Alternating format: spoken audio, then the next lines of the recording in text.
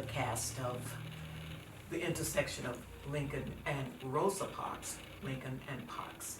And we are talking about the things that we've learned from doing our show and the impact that it has made on each of us and hopefully on our audience members. And I want each of you to introduce yourselves, starting with you.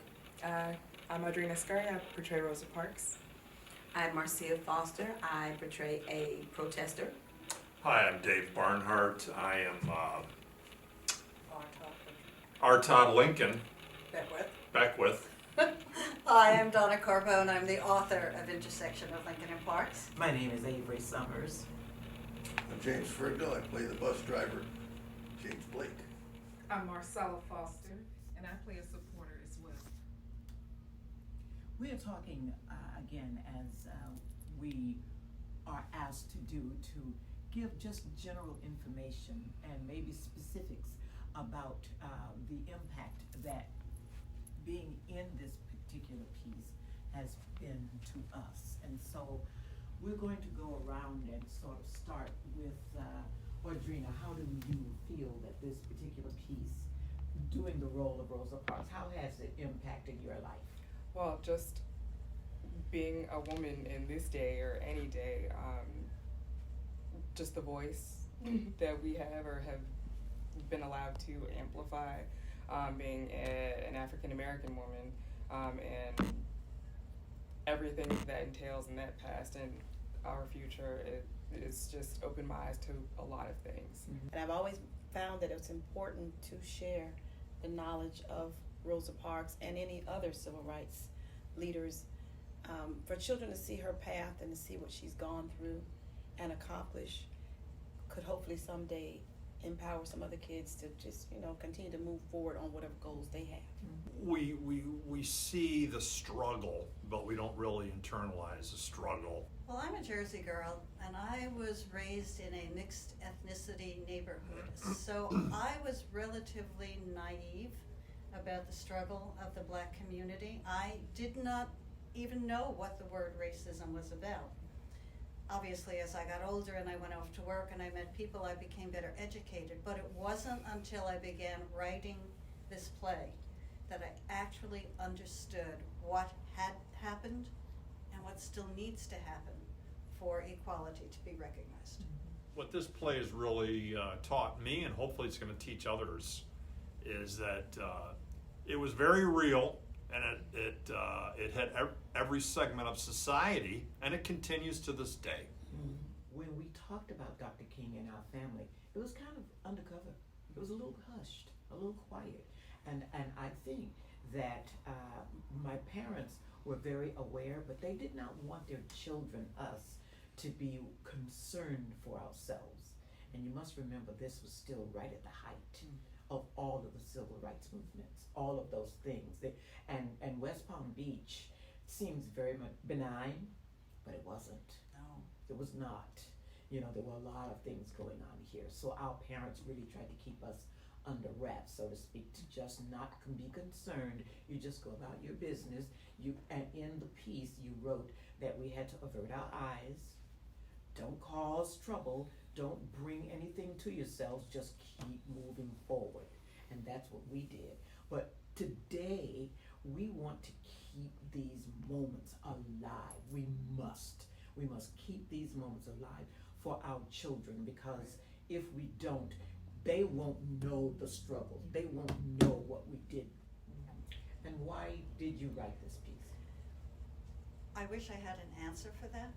I don't know what the catalyst was for me to write what started out as a 10-minute scene.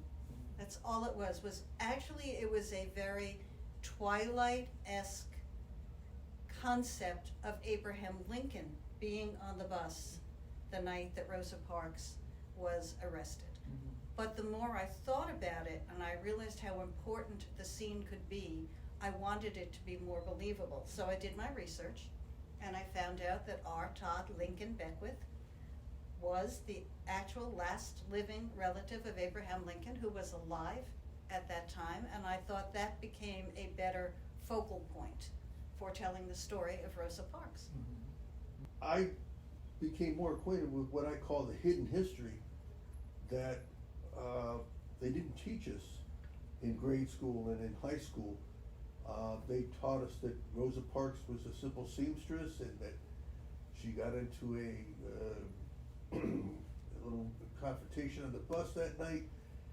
But there's so much more to the story, and so much more to Martin Luther King Jr.'s involvement that I had no clue until I found out more about the bus boycott and how Dr. King was the catalyst that kept it going. It burned on for over a year, and without him and his participation in it, it probably wouldn't have been so significant.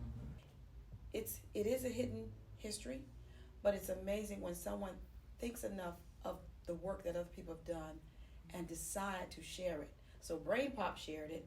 There are books in the library about it. There are stories and movies done. My sister and I also have a friend that attended college with us. She has come to see the play. She's writing children's books. And one in particular, she has babies in the little unit, in the nursery unit, and one is named Rosa, and the other one is Maya. And they're twins, Marcia and Marcella. So it's amazing how people share history and continue to keep it alive, so that when a little child sees that name, Rosa or Maya, they'll know, well, when I see it later on in life, maybe that was important. That person had an impact in life. That's correct. Very true. Very good. Very true. Very good. Last February, I was shocked to learn how many of our Black audience Absolutely. members Absolutely. did not know that in the South, Black people could not board the bus from the front and walk to the back, that they had to pay their fare, get off, and walk along the sidewalk. How many of them had paid their fare and been left on the sidewalk? Yes. They did not know that Black and white people could not sit in the same aisle, in the same row. I was shocked to learn how many did not know how far we had come as a society, but yet how far we still had to go. That's And correct. that's what I love about our theater, is that it is education through entertainment. Because being on the student side, you teachers, we didn't learn that in school. No, of course not. And it's like when we were doing the play, I was like, wow. Even my aunt, who was born or alive during that time, it's like she didn't even know that. No, of course So it's amazing how far we've come. And it's like, well, what did we learn in school? Yes. Well, what did we learn? There is a big role of the diaspora, because you have people from various areas. You have people from the South. They all had a common thread, but they had a different experience. You had people who lived in Canada, so they didn't quite share the same history as, say, Rosa Parks and those in the South. So they had to learn, and so that oral history is still being told. But this play is so pivotal because it keeps the history going. And I'm so glad that you and Miss Avery, Donna and Miss Avery, are here to make sure that story is told. There were many people working behind the scenes for many years prior to Rosa being arrested on the bus. They were waiting for the pivotal moment when they could definitely make that change. Well, at that time, E.D. Nixon was the leader of the Montgomery chapter of the NAACP. He knew Rosa Parks personally, and when he heard that she had been arrested, he realized that he had found his role model.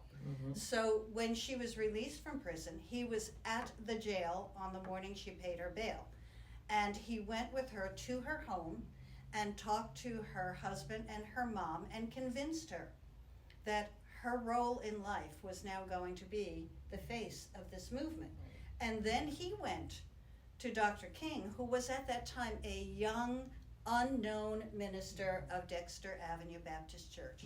But he was a fabulous orator. Yes. He was greatly respected.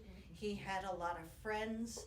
And after speaking with him and explaining what the intention was with the one-day bus boycott, Dr. King came on board, and it was because of him that the boycott lasted as long as it did. That's correct. I met Rosa Parks Okay. in the Tallahassee Regional Airport. She was on one of her legs of one of her speaking assignments, and she stopped through Tallahassee to go to Atlanta and through Detroit.